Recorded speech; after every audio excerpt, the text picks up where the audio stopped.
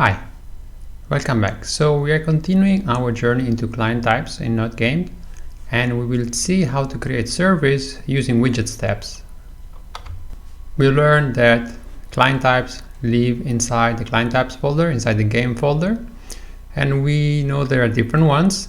We looked into player last time, in the last video. We still look into players.js today. Let's go to the code. So this is where we left. We had the widgets language selection replaced with SVO gauge, and also we had this salutation at the beginning. Now we want to make sure we are a bit faster while doing this testing. So we want to start automatically to play with bots.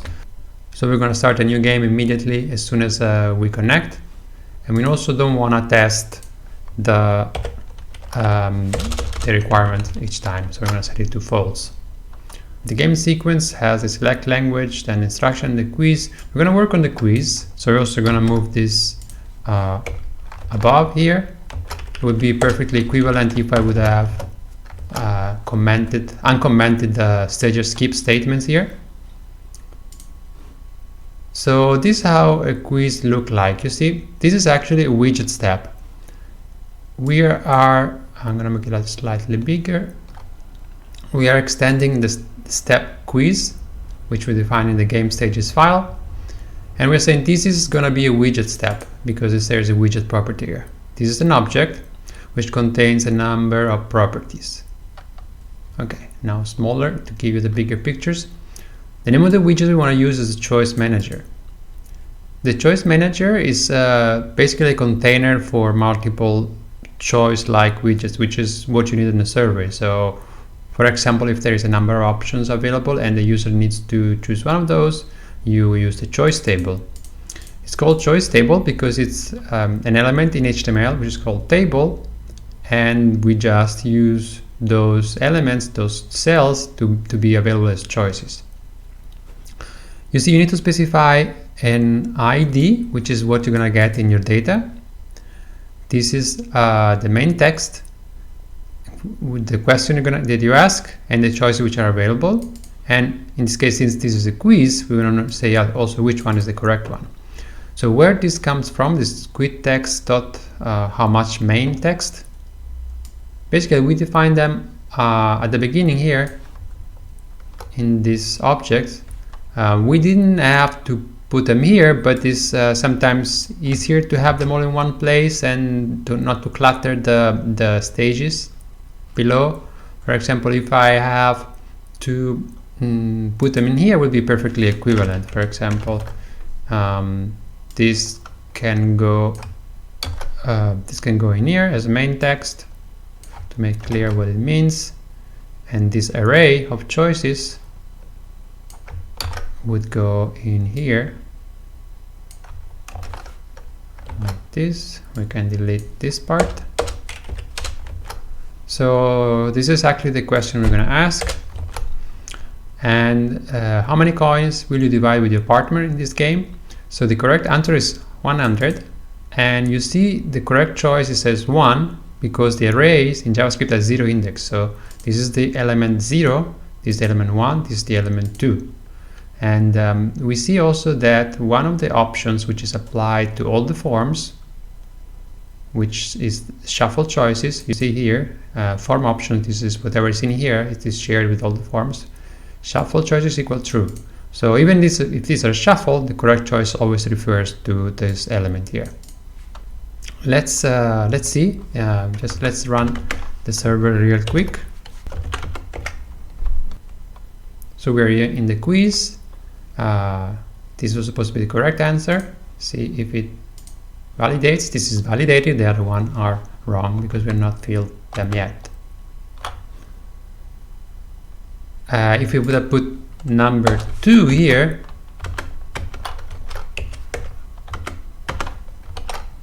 we will see that it will actually make it 0, the correct one. Yes, and 100 is now wrong. We could do similar things from the other questions. For example, this shows the orientation of the question. This has a V, which means vertical, as well the other one. This does not have horizontal, which is the default one. You see that the questions are oriented, the options are horizontally, in this case vertically. Whenever you have a longer text, the vertical option is generally preferred. I want to show you that it's possible to have the correct choice, which is dependent on the treatment. So we have a ternary statement, which basically is an assignment and an evaluation at the same time. So we're going to check if the treatment name is equal to PP, peer pressure. It's going to be 1, otherwise the correct choice is going to be 3. So just to understand, treatment name is coming from the export function, is decided by the waiting room.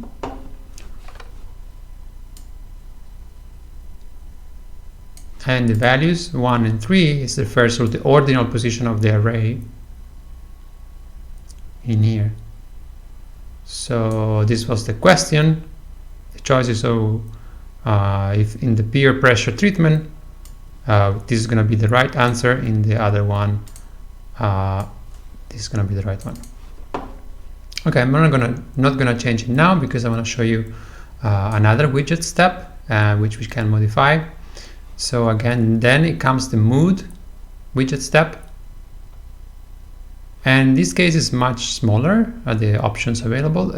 It just shows a mood measurement tool, and we have the option to have the panel or the title. Let's see what happens. We're gonna skip the previous stages, quiz, structure. We're gonna start with mood.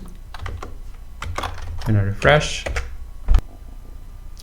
This is how the mood widgets look like. There's a general question about how you generally feel, and there's a number of feelings, and you have to say how much you identify normally with this type of feelings. And you see it also requires that you fill it in, otherwise we'll give an error. What does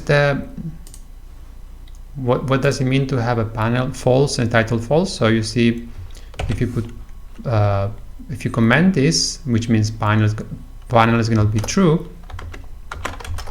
and you restart the server, you see that there is a line around here. It's just a design and aesthetics difference, an aesthetical difference. And if you even put something as a title,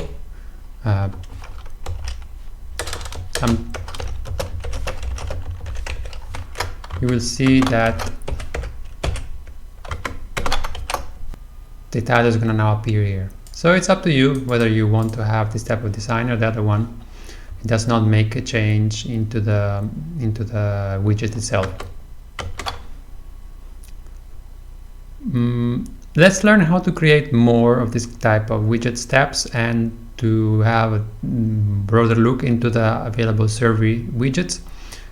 So first of all, we want to have a demographics step where we collect the demographics. So we're going to just have a new one over here. We just create a new one. We call it demo, stands for demographic.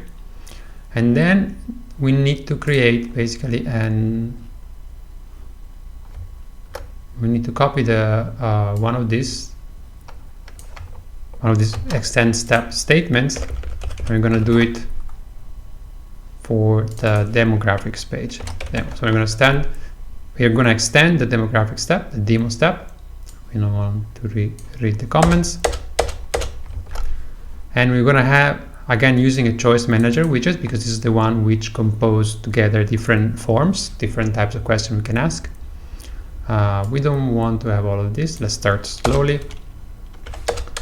In this case, we want to have, for example, ask for the age group of the participants, and we can ask what is your age group,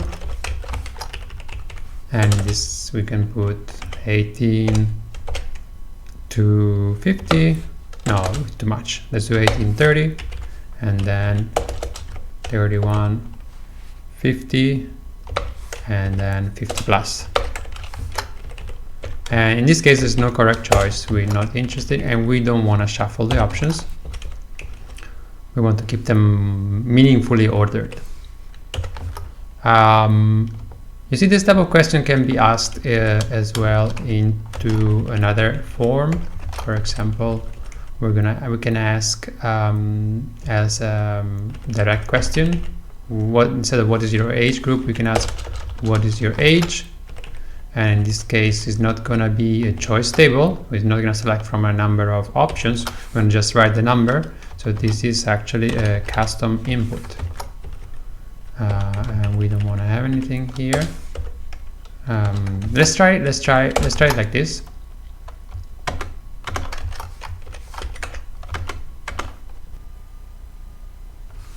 There is an error. Duplicated form ID. So this is quite common. I do it often myself too. So you see the ID here of the two forms is the same, which is not allowed. So in this case, we just call it age, and we restart the server. It's always good to have videos with errors as well, because you learn more from the errors. So we just skip the errors. Here it is. We have two forms. Now I realize I forgot something. If I click done here, it's simply going to the next stage. Well, we want to make sure those widgets are filled in. So we need to give a common properties for all, which is required choice equal to true, which is exactly the same as I would pass this option here and here. It just, when you have many widgets, it's just convenient to have them here, which is shared for all of them. Now let's try again. Now if I press done, it doesn't let me go forward. So very good. So I'm in here, and what is my age? So we'll see that if I type something inconsistent here, it's still going to accept it, because we did not specify the type of the content in here. Okay, so now we say this is the age is a type integer, and the minimum value is 18. If you want to add the maximum value of 2, you can do that. It's not really necessary for this question. So now let's try to type some inconsistent text. And now it says it must be an integer greater or equal than 18 and less than 200. So now if I put 18, it should be okay. If I put 200, it should be okay. 201, it is complaining. So let's say 200 is going to be enough.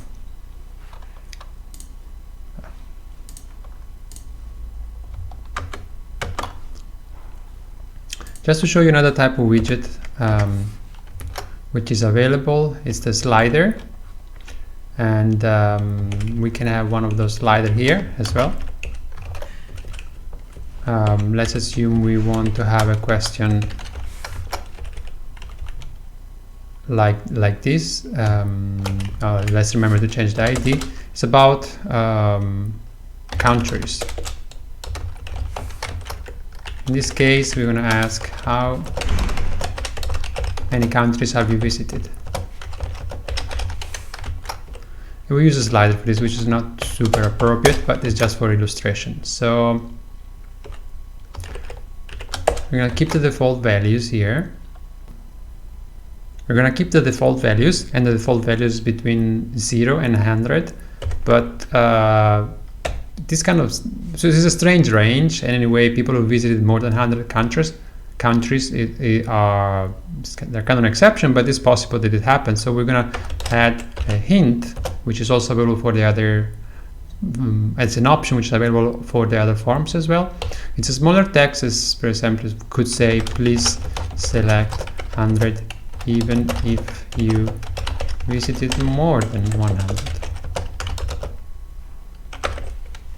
So we give this little piece of extra information that makes the selection more intuitive.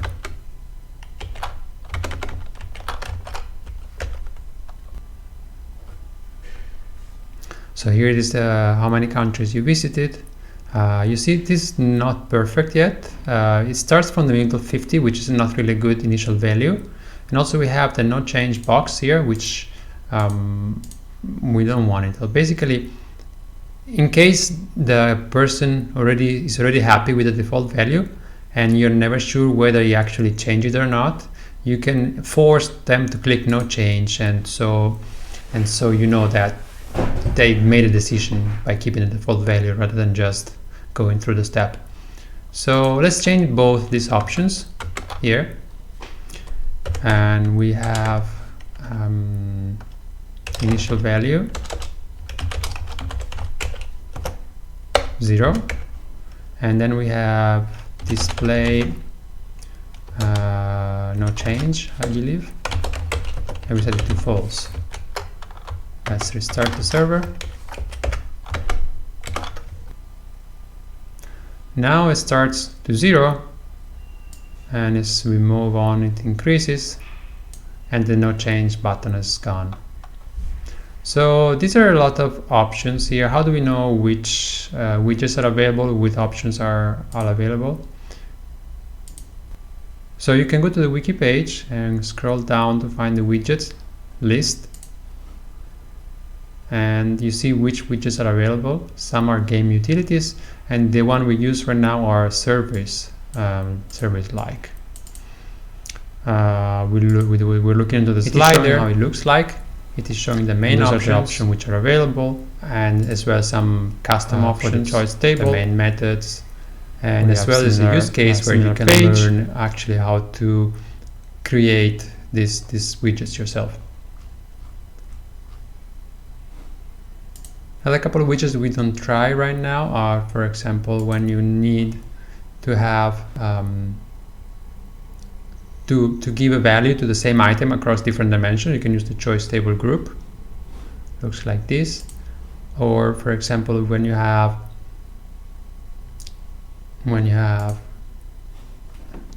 similarly like a group like this, when you want to measure the distribution of custom values, for example, in this case was an income distribution, you could have something like this. So this is it for the widget steps and survey widgets, and check the wiki for all the things I haven't mentioned in the video.